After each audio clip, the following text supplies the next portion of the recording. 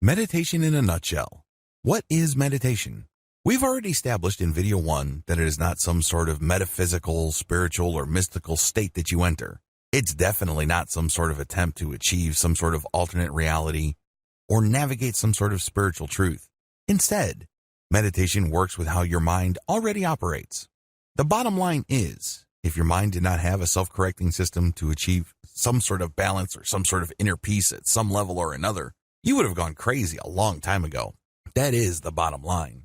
Meditation really all boils down to getting in touch with that and becoming more aware of that machinery so you can call it into action when you need it and on your own terms. Your mind is a very powerful biochemical machine. It has all sorts of gears and processes and systems. Meditation just simply taps into this amazing interconnected network of internal systems that manage your personal reality to make the system work for you instead of against you.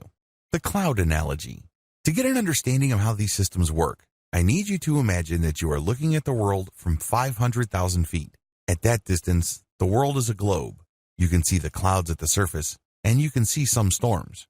And when you sink deeper, let's say to 200,000 feet, you can see the storms up close. You can see the lightning. You can see the movement of the air. You can even see the surface of the waters. You can see the heat of the deserts. There's a lot of commotion. There's a lot of stress. But when you sink another 200,000 feet, you can see everything up close and personal. There's a lot of turbulence. Then you sink another 500 feet into the ocean. It starts getting calmer. You can still see some patterns from the surface, or if you dig into the earth, you can see some mild disturbance. But when you get to the core of the earth, it's surprisingly stable. In fact, it's a molten core. It rarely moves. It's just liquid because of all the heat and pressure from the surface. But it is very stable in the center of the earth. Your mind is the same.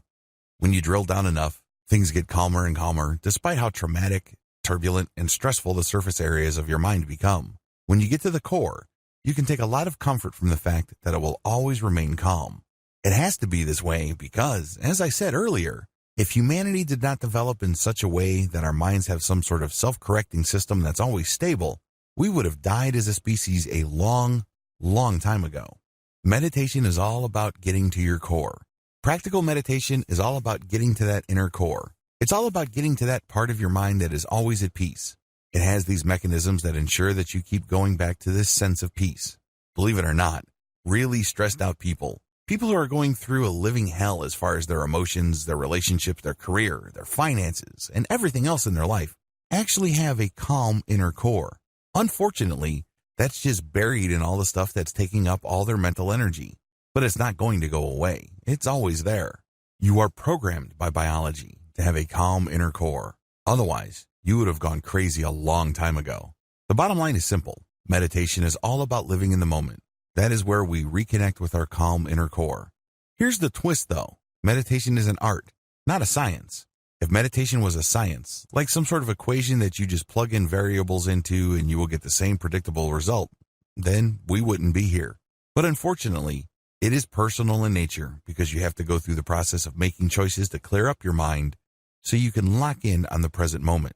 That's how you reconnect with your deep, abiding inner core of calm and serenity. Now, with that said, although meditation is an art and not a science, it's been scientifically studied thoroughly.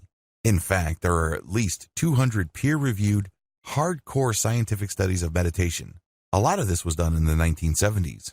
Meditation has a lot of scientific benefits. I will go into that in the next video. But don't think that what I'm going to be teaching you is some sort of an experimental or completely new method.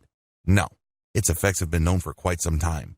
In fact, in many parts of the world, it's been practiced for at least 1,000 years.